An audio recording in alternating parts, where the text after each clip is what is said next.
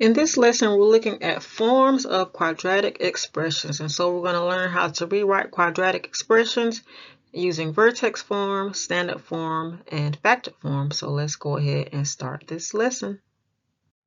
Our first example that we have here is given in standard form.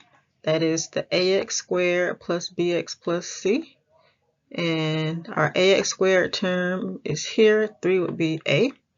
Our bx term is here, negative 12 would be b, and our c term is here, which is our constant.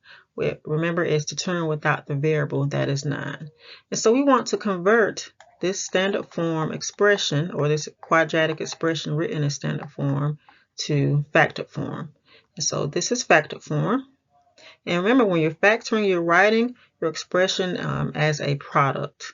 So the first thing I want to do is always look to see if I have a greatest common factor or a number that is divisible by every term. And I can see that I can divide everything by 3, or everything is divisible by 3. So to factor it, I bring out my 3. 3x squared divided by 3 is just x squared, or 1x squared. Negative 12x divided by 3 is negative 4x. 9 divided by 3 is 3. And now I want to factor what is left inside of the parentheses. And so when we factor, we want to write it as a product using two binomials. Binomials have two terms. And so right here at the top, you can see in red, x minus p is a binomial and x minus q is a binomial. And we're going to plug in numbers for p and q. Whatever variable you have, that is the variable that you're going to put here. So we have x, so we're putting x first. So if you had any other variable, you could use that. If you had x, y, or z, you would just put that here. And now to factor this, I want to find two factors of c, which is here, that has a sum of b. So I want to find two factors, or two numbers. When I multiply, I get 3, but when I add, I get negative 4.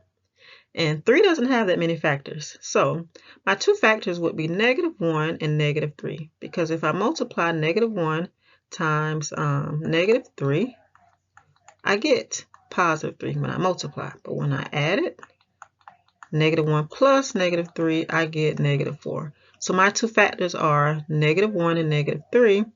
And so I'm just going to put it here, right here. And so since they're both negative, negative and minus is the same thing. And so we have factored this expression.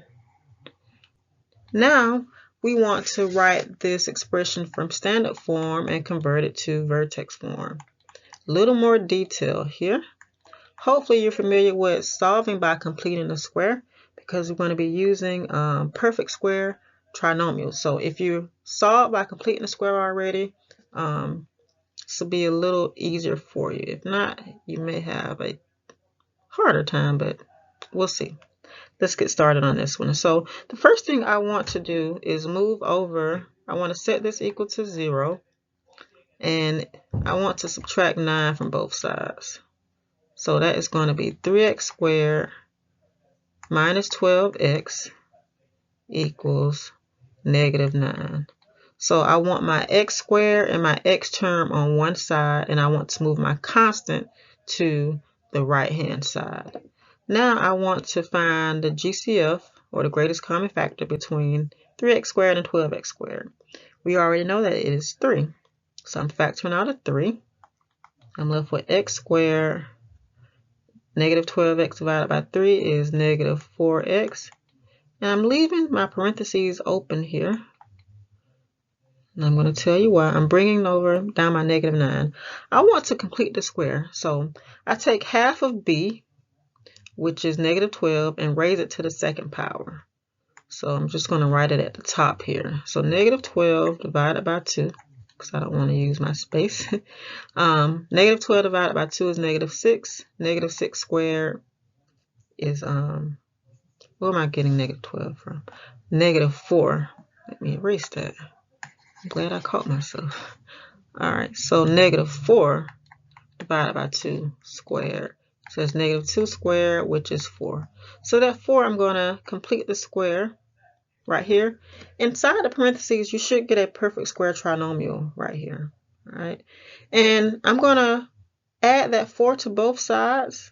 So since I have this 4 here, I can't just add the 4 since this expression was being multiplied by 3. I have to multiply 3 times 4. So 3 times 4 is 12. And so that is what I add to both sides because the expression was being multiplied by 3. So whatever you use to complete the square, this number here, you're going to multiply that by whatever term you factor out. In this case, we factored out a 3. All right, and so now since this is a perfect square trinomial, I can factor it by taking the square root of x squared, which is x, and the square root of 4, which is 2, raising that to the second power. Whatever symbol you have here, that is what you're going to have. And if you think about it, the way we factor in the second column, factors of 3 that have a sum of -4, you can look at it also the same way. Factors of 4 that have a sum of -4, that is -2 and -2. When you add -2 and -2, you get -4, but when you multiply, you get +4. Or if you know about perfect square trinomials, of course, you can just take the square root of your last term and of your first term there. All right. Now I want to simplify my right-hand side. So -9 plus 12 is 3. Almost at vertex form at the top here. I want to move that 3 back over. So I want everything on one side. So that would be 3 times x minus 2 squared minus 3. I don't need the equal 0 because I'm just really trying to write it in vertex form. And so I leave it. This cancels out over here. I'm left with 0 on my right hand side. But since I'm just writing it in vertex form, this is what my answer would be. All right, so we have rewritten an expression from standard form to factored form and vertex form. Okay, so now let's identify some features of this graph to the left here. So we want to identify the x-intercepts. Remember, x-intercepts is where that graph crosses the x-axis. And so that is right here at 1 and 3. I'm going to write it as an ordered pair of 1, 0, and 3, 0. The y-intercept, so where the graph crosses the y-axis, would be right here. At 9, as an ordered pair, your y value would be 9, so your x would have to be 0. And then your vertex is the highest or the lowest point on the graph. In this case, it's going to be the lowest point because the graph is flipped up. So that is here. So let me just label these here. Okay, so my vertex is 2, -3.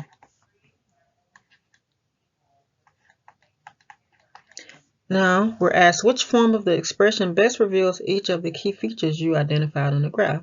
Standard form is going to reveal the y-intercept because my y-intercept is c, also known as the initial value. So your y-intercept is c, so 9 right here. Factored form reveals the zeros of the quantity, also known as the x-intercept, and it's also known as the roots and the solutions. So zeros, roots, solutions. So the factored form reveals the solution or the zeros. And so factored form up here, we have 3 and 1. So if you notice in our formula here, the negative is already in the formula there. So, or the rule. And so if the negative is already in the rule, that means that the original number here and here would be positive. So my zeros would be 1 and 3. If that were a plus, that would mean that the original numbers were negative because a negative times a negative is a positive. All right, and last we have the vertex form, and that reveals the vertex that acts the symmetry and the minimum or the maximum. So the vertex is H and K, so it is here and here. And so if you notice here again in our rule, we have a negative or a minus. And so if the original 2 would be positive. So it's always going to be the opposite because we have that minus there. And then since it's plus k, we're going to use that same term there. So if that were a plus 2, that would mean that the original 2 is negative, so similar to the factored form. And so our axis of symmetry, since our vertex is 2, 3, negative 3, our axis of symmetry is whatever the x value of the vertex would be. So x equals 2. And if you notice, if we draw a line here, that's our axis of symmetry at x equals 2. And a minimum or a maximum, that is here. So that is going to be a minimum. And all of these could really tell us if we have a minimum or a maximum because we could look at A. So in standard form, A is 3. We notice here in factor form, A is 3 in vertex form. So A is going to be 3. If your graph opens up, if your A is positive, then your graph opens up. So this graph opens up, so therefore it will have a minimum. If A were negative, the graph will open down like this, and then you will have a maximum if A equals a negative number. All right, so we have just went over some features of what each form reveals. For our second example here, we are given an expression in factored form in the center. So we have our A, which is negative 1, and our zeros here, which would be, well, we'll get into that in a minute. So let's look at standard form. So we want to multiply the factored form to rewrite the expression in standard form. So I'm just going to write what I have from what I'm given from factored form. Then I'm going to just multiply. So I'm going to bring down this negative 1. And I'm just going to use the distributive property to multiply. And then multiply everything back through by negative 1. So x times x is x squared. X times 2 is 2x. Next, I want to multiply 6 by x. So that is 6x. And 6 times 2, which is 12. So distributive property. I need to combine my like terms in the middle. So like terms have the same variable and exponent. I don't have another squared term, so I bring down x squared. 2x plus 6x is 8x, and I bring down that 12. Then I multiply negative 1 through. So of course that's just going to change the sign. So negative 1 times x squared is negative x squared.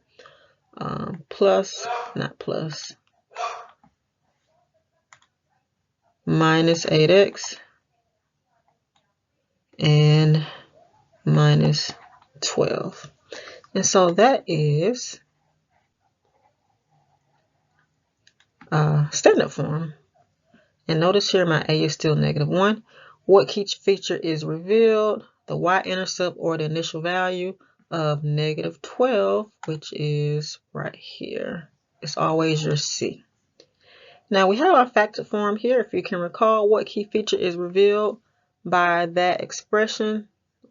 The zeros, or our roots, or our solutions, or our x-intercepts. So several names there. So our zeros would be negative 6 and 2. And it is negative because we have a plus here. So if you recall in our original form rule here, we have a minus. And so that would mean that the original 6 was negative because, again, negative times negative is a positive. So it is the opposite. So last, we have vertex form. So let's rewrite that. So the first thing we want to do is I'm going to write the standard form. All right. Then if you recall from the last or the first example, we want to move over, set it equal to 0, and move over to 12 by adding it to both sides. And for the sake of space, I'm actually going to erase this 12, but I just wanted to let you know why the 12 becomes positive because I'm adding it to both sides. Low on space here. So negative x squared